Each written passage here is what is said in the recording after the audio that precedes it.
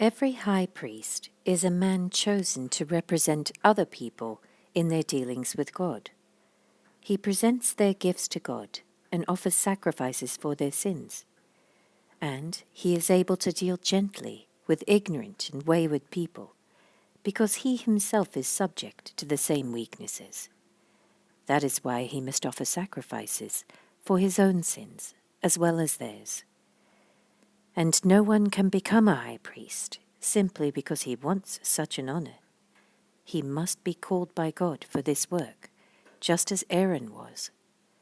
That is why Christ did not honor himself by assuming he could become high priest. No, he was chosen by God, who said to him, "You are my son. Today I have become your father."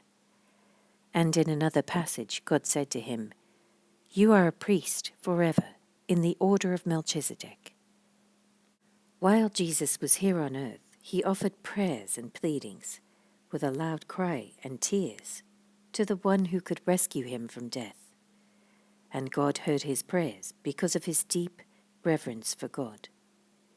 Even though Jesus was God's son, he learned obedience from the things he suffered. In this way, God qualified him as a perfect high priest, and he became the source of eternal salvation for all those who obey him. And God designated him to be a high priest in the order of Melchizedek.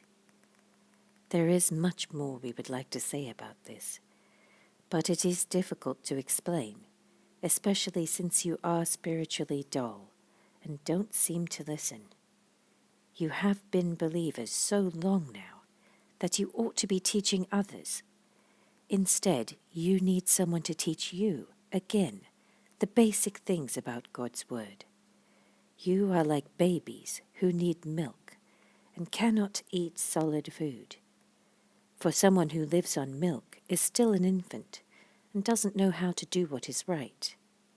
Solid food is for those who are mature, who through training have the skill to recognize the difference between right and wrong.